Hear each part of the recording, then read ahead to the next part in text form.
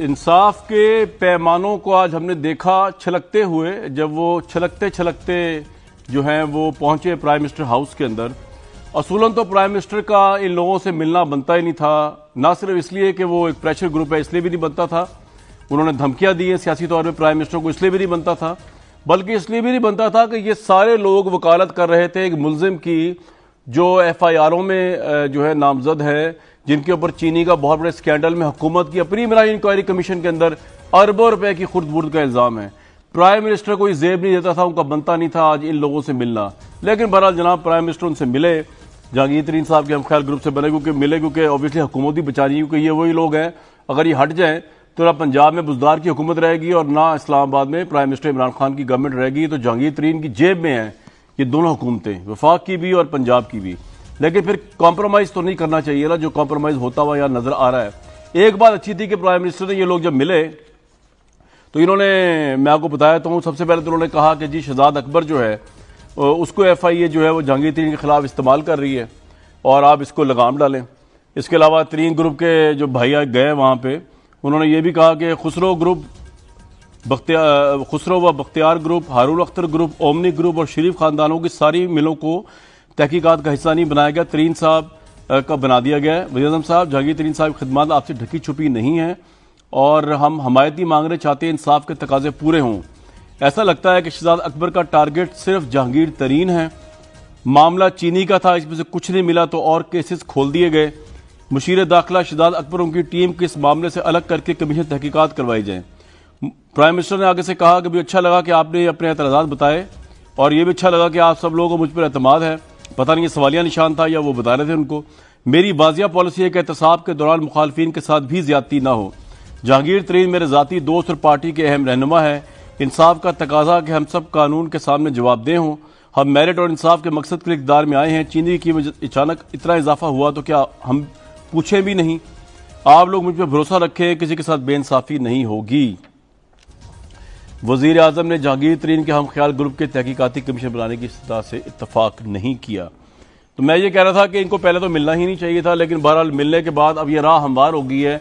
जो मुलजिम हैं, जिन के खिलाफ तहकीकात FIA कर रहा है या एवन नैब कर रहा है या मुशीर दाखिला शहजाद साहब कर रहे हैं, चाहे वो नवाज शरीफ साहब की बरादरी के हैं या जरदारी साहब की बरादरी के, वो भी अपना अपना एक ग्रुप लेके प्राइम मिनिस्टर से इस तरह मुलाकातें कर सकते हैं और वो बता सकते हैं कि जनाब शहजाद अकबर या एहतसाब या नैब किस तरह के साथ नाइंसाफी कर रहा है। फिर देखेंगे प्राइम मिनिस्टर पहली बात उनसे मिलते भी है कि नहीं मिलते, क्योंकि ऑब्वियसली तरीन ग्रुप के लोग तो ये नहीं होंगे, इनका कोई प्रेशर भी नहीं होगा, ये ऑपोजिशन के होंगे।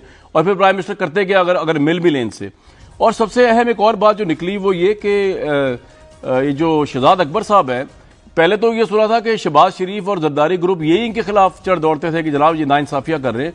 अब तो तहरीक इंसाफ की अपनी पार्टी जो है वो चढ़ दौड़ी है इस सारे मामला के ऊपर। और उससे बढ़ के अब ये मुलाकात नहीं भी हुई थी तो एक बड़ी हैरानकुन डेवलपमेंट हुई है कि डॉक्टर रिजवान जो कि इन्वेस्टिगेशन JIT के सरबराह हैं, पंजाब में शुगर मिल्स माफिया के खिलाफ, शुगर माफिया के खिलाफ जो तहकीकात कर रहे हैं, उनको एकदम without any notification, without any वो रीजन चेंज कर दिया गया, हटा दिया गया इन्वेस्टिगेशन से।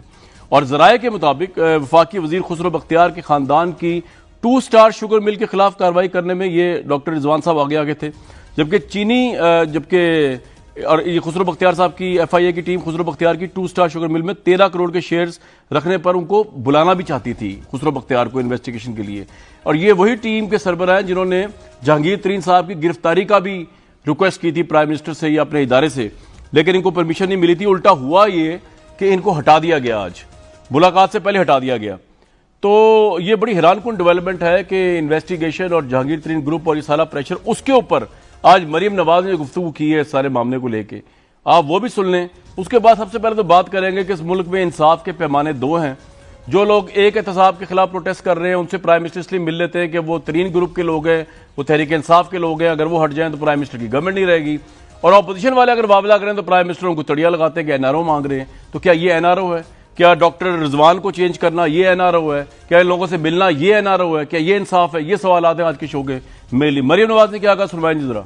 अगर हम पर हो तो हम पूरी तरह इनको एक्सपोज होने का मौका देना चाहते हैं। एक ट्रेंड है पाकिस्तान की पॉलिटिक्स में कि जूते पॉलिश करो, पपेट बनो और आके अवाम के सरों पर मुसल्लत हो जाओ। आप अहलियत की बुनियाद पर नहीं आते तो आप फिर मुल्क का वो हशर करते हैं जो इस नाअहल और नालायक हुकूमत ने, जिसकी क़यादत इमरान खान कर रहे हैं, वो हाल होता है। तो हम तो ये चाहते हैं कि इस लानत का, ये पाकिस्तान के अवाम के लिए बहुत बड़ी एक लानत ही मैं कहूंगी, तो मैं ये चाहती हूँ कि इसका हमेशा के लिए खात्मा हो। हम तो बर्दाश्त कर लेंगे, लेकिन ये अवाम 5 साल इस हुकूमत को बर्दाश्त नहीं कर सकते। NRO इमरान खान किसी और को नहीं दे रहे, वो अपने आप को दे रहे हैं। इलेक्शंस करीब आते जाएंगे तो इनको पता चलेगा तारीखी नाअहली और नालायकी, और जो अवाम के ऊपर इन्होंने मजालिम ढाए महंगाई की सूरत में, लाकानूनियत की सूरत में, उसका खुमियाजा तो अब इनको भुगतना पड़ेगा।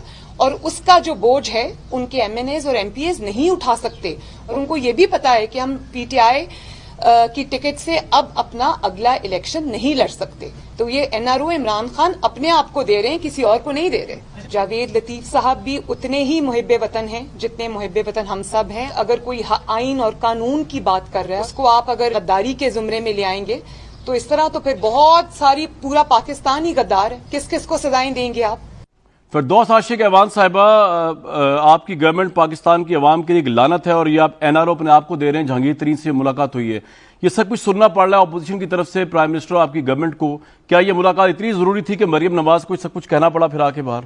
एहतसाब और इंसाफ, ये दो पाकिस्तान तहरीक इंसाफ के मंशूर के बुनियादी हिस्से हैं।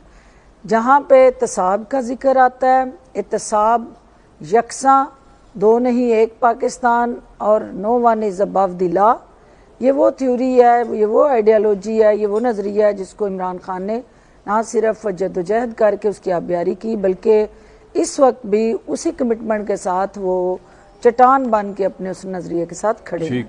दूसरी बात जो इंसाफ की है, इंसाफ की फराहमी के हवाले से पार्टी की सतह पे अगर कोई उंगली उठाता है, अगर कोई ये बात कहता है कि फलां शख्स के साथ जो है ज्यादती हो रही है, नाइंसाफ़ी हो रही है, विक्टिमाइजेशन हो रही है, टारगेट करके उनको मिलायन किया जा रहा है और पार्टी की ग्रुप बंदी का वो लुकमा बनने जा रहे हैं और ये किसी स्पेसिफिक एजेंडे के तहत हो रहा है, तो ये दूसरी पार्टी के अंदर बैठे हमारे जो मुअज़्ज़िज़ीन हैं उनकी राय को सुनना, उनकी बात को फिरदौस साहिबा, आप बिल्कुल बजा फरमा रही है। 2 सवाल हैं आपसे मेरे इसके ऊपर। बिल्कुल आप ठीक कह रही हैं। इमरान खान साहब से ये बिल्कुल ठीक है, इमरान खान साहब से हम रिस्पेक्ट बिल्कुल नहीं करते कि वो NRO देंगे, लेकिन मरियम नवाज ने, ऑपोजिशन ने आज कहा, तो प्राइम मिनिस्टर अगर ये मुलाकात ना करते तो शायद मरियम नवाज साहिबा को ऑपोजिशन को मौका ही ना मिलता ये कहने का कि वो NRO दे रहे हैं।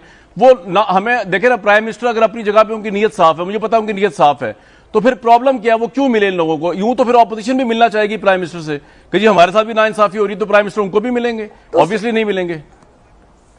देखिए, मुझे ये बताएं कि पाकिस्तान तहरीक इंसाफ के अंदर बैठे ये जितने हमारे MNAs हैं या MPAs हैं, क्या ये प्राइम मिनिस्टर ऑफ पाकिस्तान की उस पूरी तहरीक में हिस्सेदार नहीं है? उस जद्दोजहद के अंदर हरावल दस्ते का किरदार नहीं अदा करते रहे? नहीं फिरदौस साहब, ये तो प्रेशर बना के मिले ना, प्रेशर ग्रुप बना के मिले, प्रेशर ग्रुप बना के मिले ना। नहीं, प्रेशर ग्रुप बना के, आपको भी पता है कि इमरान खान को ना को प्रेशराइज कर सकता है ना ब्लैकमेल कर सकता है। तो फिर ये NRO नहीं है जो मरियम नवाज कह रही है, उस तरह NRO नहीं है ये, ठीक है आपका ये ना, ये NRO है ना ये कहीं टारगेट करके किसी को सहूलत कर रही है, ना किसी को एहतसाब के अमल से बाज रखने की किसी तरह से यकीन दहानी है।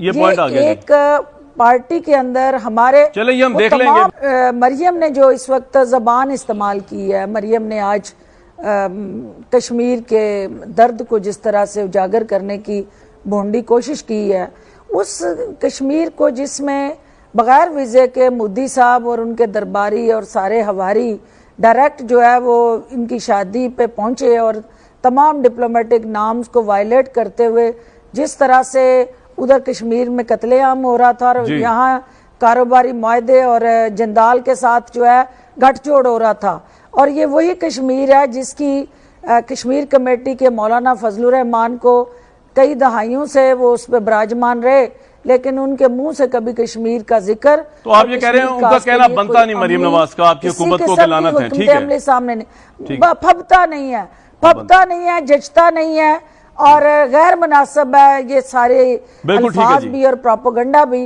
और ये वही जहांगीर तरीन है जिसके लिए चंद दिन पहले आपने अपने प्रोग्राम में चलाया था कि इसके साथ ज्यादती हो रही है, नाइंसाफी हो रही है और ये देख लें कि क्या किस तरह इस्तेमाल करके फेंक दिया गया। बहरहाल आज आप- उसी जहांगीर तरीन बहरहाल के ये हवाले मरियम से नवाज साहिबा जो है नारों ना, की बात कर रही है, यही इसका है, मतलब है मरियम नवाज ने कहा कि राब्ते में जिंदा आपके- रहने के लिए कोई ना कोई सियासी चाल चाहिए होती है, और ये भी ठीक है। एक